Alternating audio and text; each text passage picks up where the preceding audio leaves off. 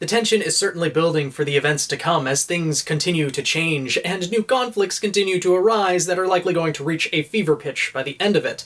Changes not only between the relationships of characters and the people of Atlas and Mantle, but changes in our understanding of the world of Remnant as a whole. But with that being said, I will say spoiler warning for those who have not seen episode 2 of Volume 8 just yet. I will not be showing the episode or any clips from it in this video, simply images of the episode and analyzing the events that take place. I will leave a link in the description below so you guys can go to Rooster Teeth First, watch the episode there, and support the series that we all love.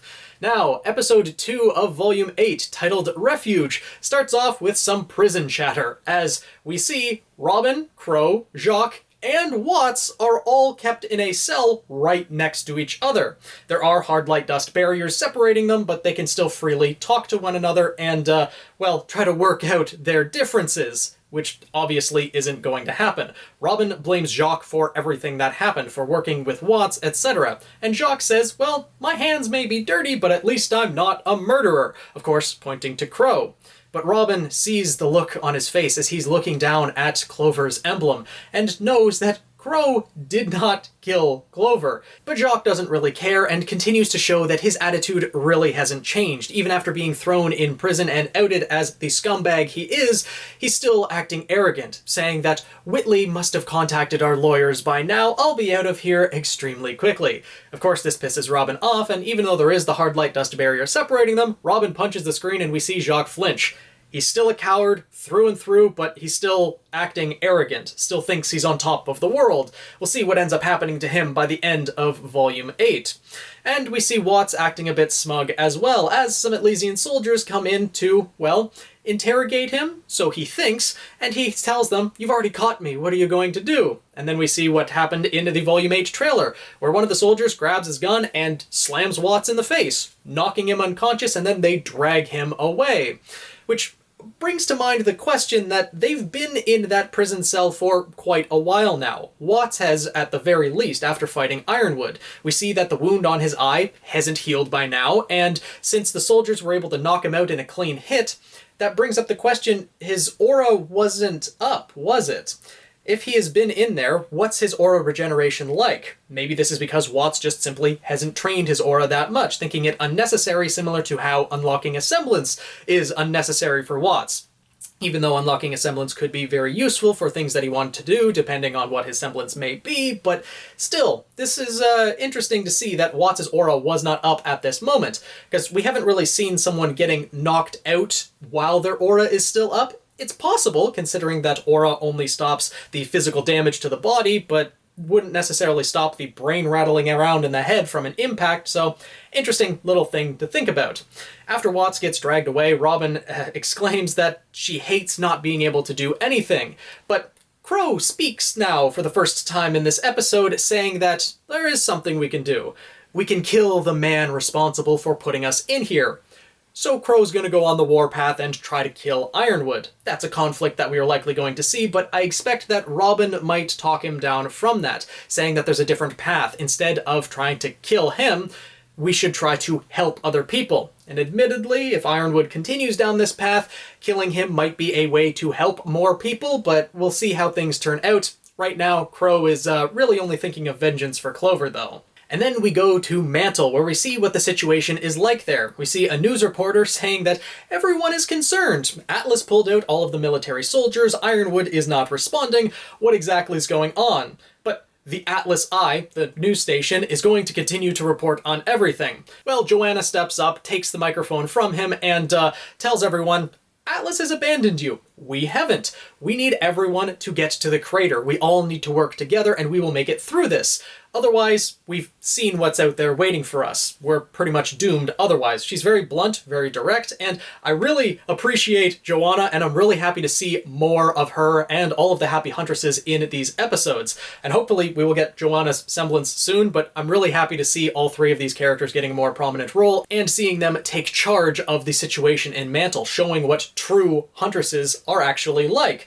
each of them can take charge in their own right. They don't need to follow Robin's lead. All of them are capable on their own. And then we cut over to Yang, Jean, Ren, and Oscar as they are raiding Pietro's office. There were a couple Atlesian knights there that they took out, so conveniently enough, even though Ironwood took all of his military out of Mantle, well, he left a couple soldiers behind in Pietro's office just in case Pietro might happen to return, along with Penny, that the soldiers would be able to apprehend them. I'd understand if Pietro came on his own, but Penny, she'd be able to take out those soldiers easily. I guess they could possibly do something, hold Pietro hostage, but I don't really know what those two Atlesian knights would actually do to take Pietro back, because Pietro and Penny are going to be sticking together for the most part, though Pietro did go to Amity and everything like that, but still, two Atlesian knights doesn't really seem like it's going to do much. Anyways, Yang disposes of them very quickly, and they get the hover bikes that we saw in the Volume 8 trailer and Volume 8 preview, which Yang is admittedly quite happy about.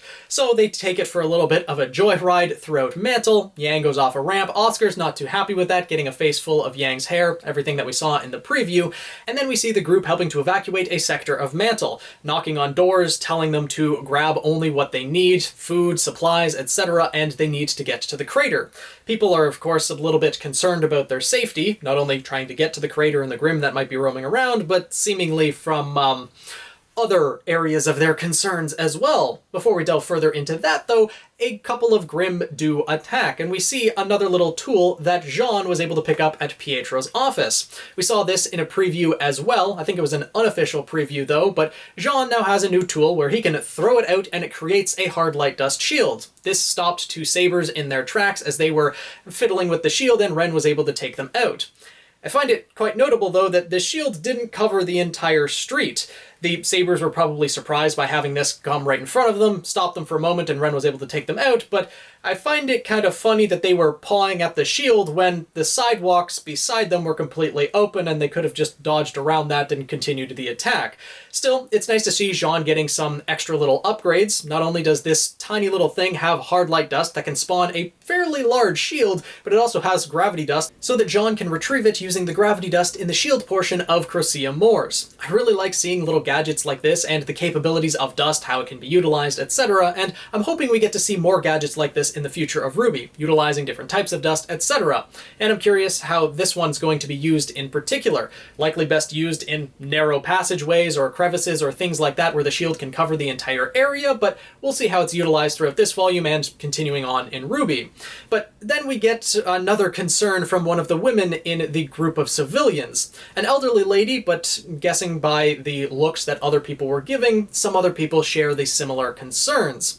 That will they really be safe with the animals that dwell in the slums? I'd much rather be up in Atlas. So it seems that for some people, their prejudice of the faunus is overriding their logic and fear of the Grim, which I really don't understand this way of thinking. It exists in our world too, that people judge based on appearance, and I really don't understand that in any way, shape, or form. We don't choose how we look like when we're born. That's not something we can change, so disliking someone, or worse, for that, it just doesn't make sense. Actions are what people choose, and that's what they should be judged by. In this situation, Ironwood has abandoned them all, and Yang says exactly that Ironwood has deemed all of you not worth it, but the faunus are willing to help you however they can, regardless of if you deserve it or not. And we see the woman look down a bit in shame, and same with a couple of the people behind her, but this doesn't really change her overall attitude. Just in that moment, she decides to be quiet, because she speaks up again later on. I get that there is a long history of hatred and prejudice, both in Remnant and our world, and it's difficult for some people to break away from that, and that I truly can't understand from my position in life, but it just doesn't seem logical to me to judge people based on appearance versus their actions that are a lot more telling about them as a person. I'm not going to get into a huge debate about this as it's a very touchy subject and has a lot of that, but then after that, everyone starts making their way to the Mantle Crater, with Ren masking everyone with his tranquility and Jean boosting his semblance with his aura amp. Previously, Yang had asked Ren to do this, and Ren didn't seem exactly pleased with that idea, but agreed to do it as it does make sense to mask everyone's emotions and not have to deal with the Grim on the way there.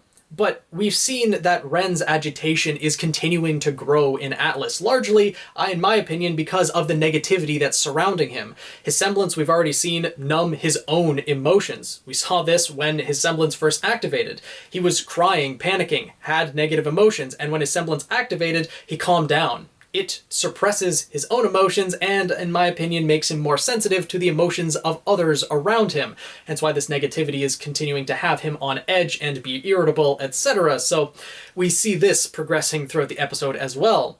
As we see the same woman as before continuing to exclaim that she would rather be going to Atlas. The people around her are telling her to be quiet, that she's just being difficult, but I'm sure this just adds to the negativity of the situation and Ren's mindset as a whole, not to mention everyone else's mindset. As we see Oscar exclaiming that it can't really be this hard to get people to work together, should it?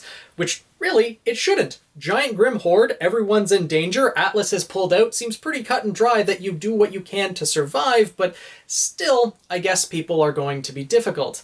And Ozpin exclaims that this is something that I'm growing continuously more aware of and concerned of, because it seems almost impossible to unite all of humanity, which is his entire goal given to him by the God of Light. But it's almost as if humanity will never be united, because the gods, when creating humanity, gave them the ability to choose between creation and destruction. And yet the God of Light is asking everyone to choose one side. Be united in that decision. It's counterintuitive and will never work. This is where RWBY is likely going to be headed, and we see this clear as day right here and now. There's going to have to be some other way to end things by the end of the RWBY series, but that'll save those thoughts for a different video. We then continue the conversation between Oscar and Ozpin, as Oscar is saying he's upset not because Ozpin left in the first place, but because he returned, that he started feeling like himself again, like he was part of the team, the person he always wanted to be. But Ozpin tells him, you're gaining access to my remaining magic, to my deepest memories, which could hint at other things to come later on, but still, this means that their souls are starting to merge, and that they are going to merge by the end of it. Oscar doesn't want this, and Ozpin doesn't either. As they're having this conversation, though, we see the aura of everyone in the group start to flicker, as Ren is growing a bit unstable, possibly because of the negativity that the people are experiencing. The more negativity that they have, I would imagine it's harder to keep them masked using his semblance. Jean asks if he's okay, and Ren says it's just a lot to focus on. So Jean tries to offer some encouragement, but Ren shuts him down immediately, saying, I don't need a pep talk, I just need to focus, which he's starting to lash out at his teammates, the people who are trying to help him and who have been with him for years now. This is troubling. Ren is going down a path where everything's going to reach that fever pitch at some point. We are going to find out why Ren is acting this way, what is troubling him, and hopefully have a discussion between him, Jean, and Nora, possibly everyone else as well, to get to the bottom of it. And hopefully things will be fine by the end of it, but given the nature of this volume and the tone that's being set, I have my doubts about that one. And then we end off with Ozpin saying we need to find a way to work together. Not just you and I, Oscar, but all of us. And then we cut over to seeing Penny as she is looking out over the city of Mantle, and the slums in particular. And we can see the line that is drawn between them, the walls between the slums and the city of Mantle, and it is a stark contrast. As much as the contrast between the city of Mantle and the city of Atlas. There are 3 different lifestyles going on, each of very different quality. And this is jarring to look at, to say the least. And then we see that May Marigold has joined up with the group consisting of RWBY, Weiss, Blake, Nora, and Penny, as they are breaking into the Snowshoe Shipping Company, owned by the SDC. I'm really happy to see May interacting and helping our main protagonists, and I'm really curious to see what interactions they will have moving forward.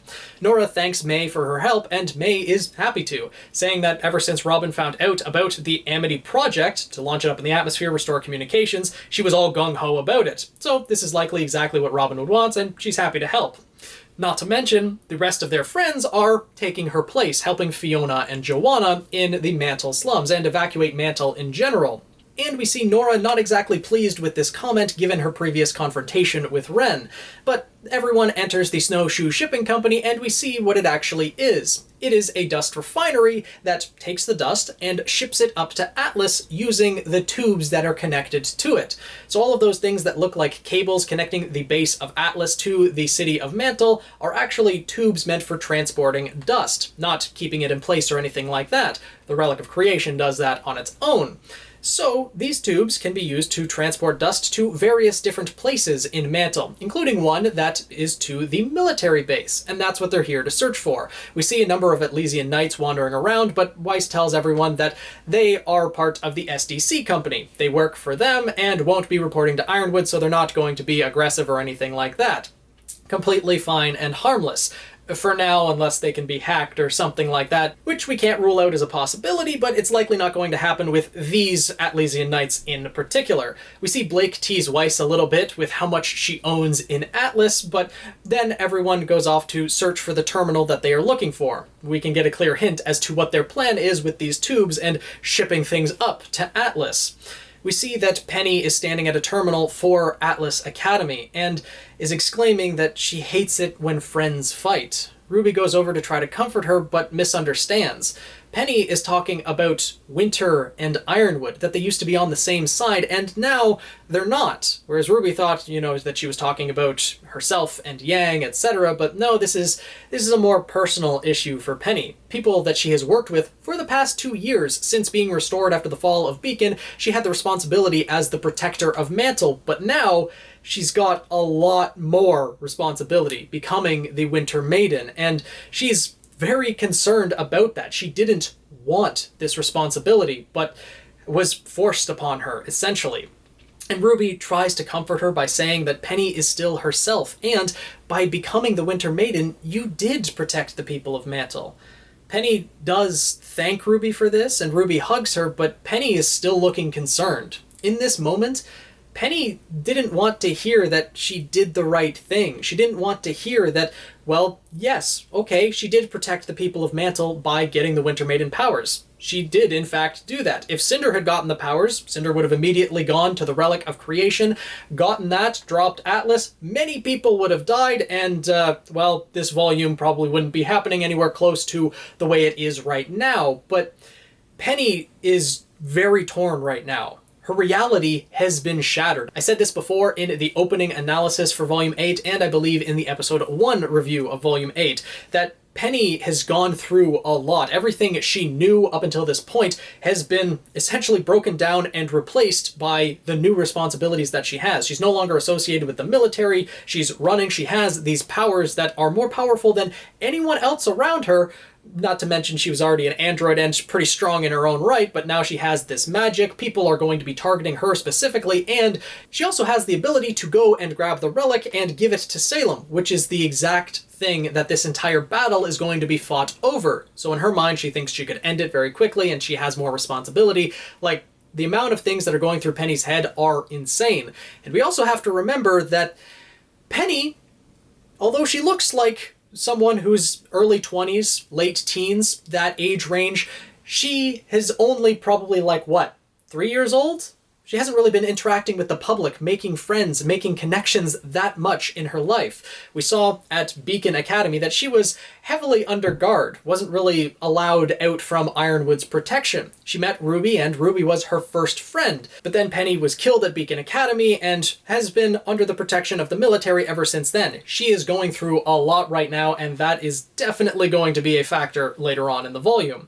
We see that Weiss ends up finding the right panel, and Nora asks, what exactly are we going to do with this? So Weiss goes over to demonstrate. Oh, if we just sit next to the tube like this and someone presses the launch button, and then Nora is Nora. Hits the launch button immediately, and we see our little snow princess go flying away.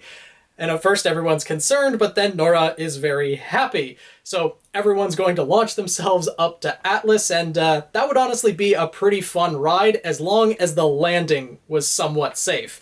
If the air pressure in the tube wouldn't, first suck the oxygen out of your lungs, but also would be able to slow down to a point where it doesn't just crash at the end of it. I'm guessing since they're shipping dust, it should be fine, because if that happened, it would explode, but Nora's definitely looking forward to the ride.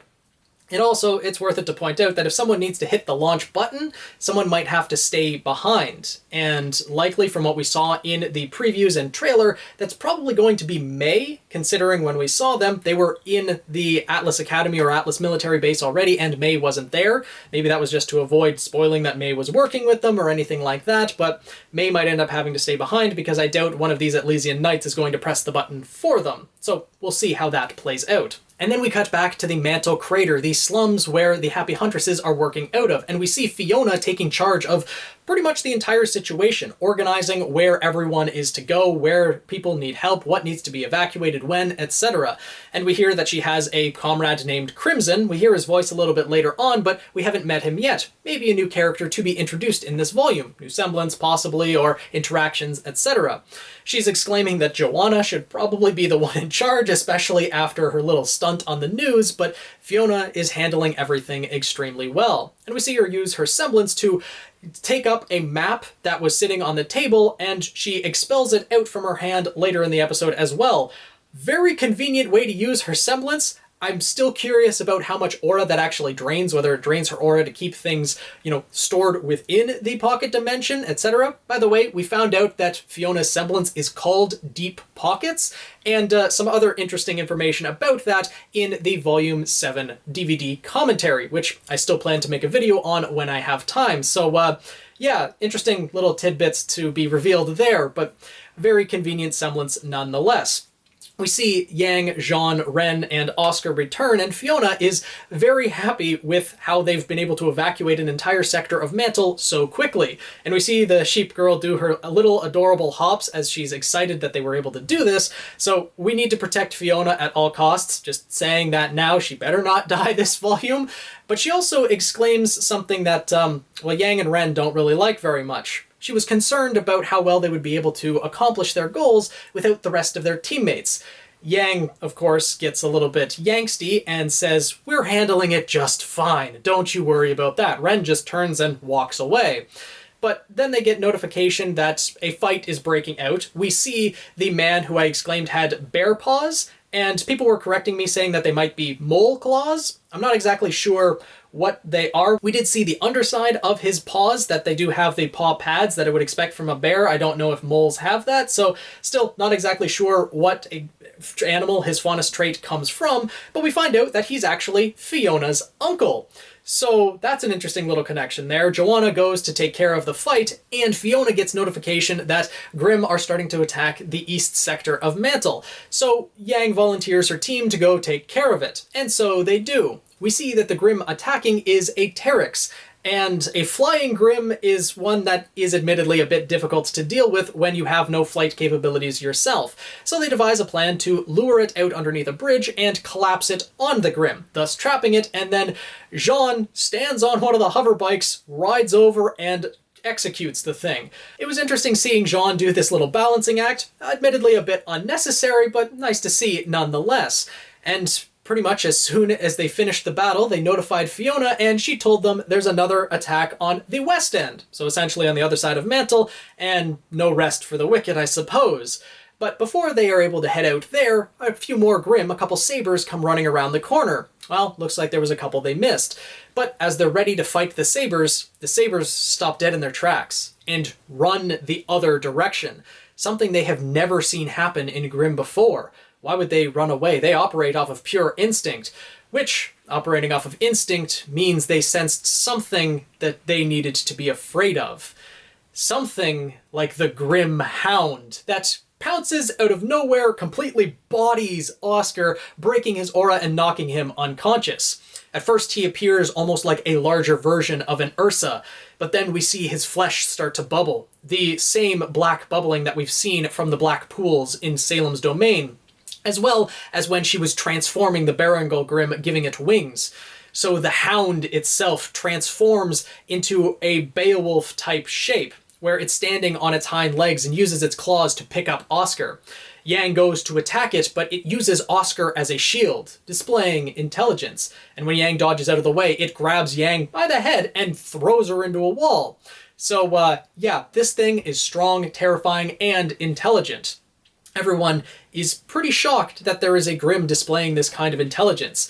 and Ren launches the grappling function of his Stormflower, latching it into its body. It doesn't flinch, but when Ren goes to launch himself forward, it extends its arm outwards, just like the Knuckle Lavi did, and stretches it to smack Ren out of the way, throwing him into a fence. Ren gets up and says, "Give Oscar back." And the Grim responds, "No." The Grim can now speak, which shocks everyone, and they can only watch in horror as this Grim starts to transform. On its back, it starts bubbling again, and we see these large Grim wings sprout from it. The same Grim wings that we saw in the image of Salem in the Volume 8 opening, so maybe that's a bit connected there, and we see it pick up Oscar in its mouth and fly off with it.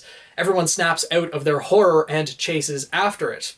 Fiona's still requesting help, that the attack's still happening, they're taking on damage over in that area, and everyone responds, "We can't right now, we have an emergency. You wouldn't even believe us if we told you." And this is where the episode ends. Things are changing. This Grim is more powerful than any other one we have encountered in the RWBY series thus far.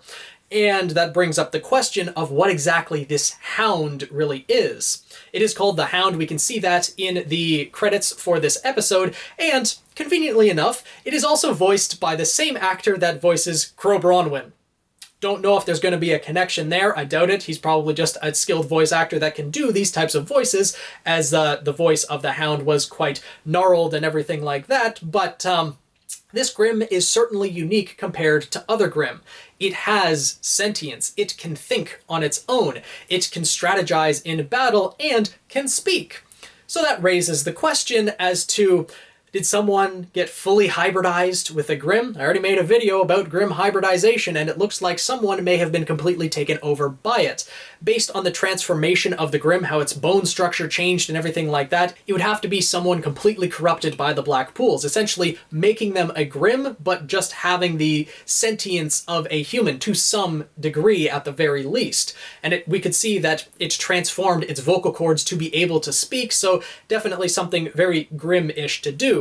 I called this a Grim Chimera, I believe, in the first episode review and the Volume 8 opening, which is a very accurate statement considering it has multiple different forms and seems to have parts of other Grim amalgamated in it, or at least it is able to mimic it. But the Grim is called the Hound, and I'm curious to know if this is an amalgamated Grim with a previous human. People have been theorizing that perhaps this is what happened to Summer Rose, which is definitely a possibility, and I'm going to make a video on the Hound in general once I can make a thumbnail without it being spoilers, so we'll see if that happens later this week.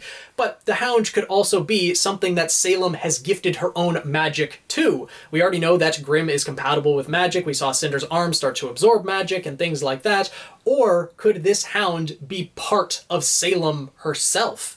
With this Grim corruption and things like that, I wouldn't be surprised if she could take part of herself, transform it into a Grim so it would be completely obedient to her, but still have this intelligence, this ability to think, etc. So this changes a lot. Oscar has been kidnapped just like all of us thought. I called this back when we saw the previews that Oscar was the one who was in the Grim's clutches and being flown away, so, you know, Oscar's going to be kidnapped. We saw this in the opening. Salem's going to interrogate him. I'm really looking forward to that conversation, a direct conversation between Salem and Ozpin, which we might get maybe not next episode, but episode 4. By the end of next episode, I think we're going to have Salem greet Ozpin, and that's where the episode's going to end, because we've seen that there's going to be Yang, Ren, and Jean giving chase to this Grim, and I'm curious to see how that's going to play out. And we see the tensions building between Penny and everyone else, what she's supposed to do, the people of Mantle and the slums, the people of Mantle and Atlas. We didn't get to really see much with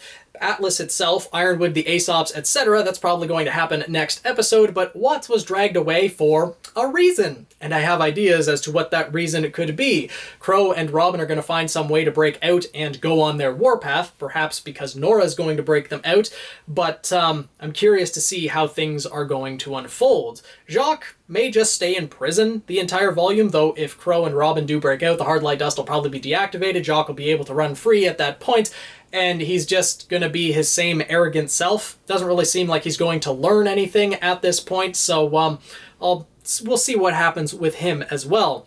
Let me know your thoughts down in the comments below. How did you find this episode? What do you think of the Hound, the Grim that seems stronger than anything we've seen thus far, can communicate with people through the ability of speech, and has the ability to transform its own body? What do you think went into creating this? Not only the black pools and Salem's magic, but do you think this could be a transformed human? Perhaps Summer Rose, perhaps someone else, maybe a member of Salem's inner circle that disobeyed at some point. Well, maybe that ended up being their fate, or something along those lines. I'm really curious to know what you guys think, so let me know down in the comments below. Hopefully you guys enjoyed this video, and if you did, make sure to subscribe, join the Guild of the Eternal Flame to see more videos like this, theories, analyses, etc. Tweet me at Phoenix Knight 7, and I'll see you guys in the next video.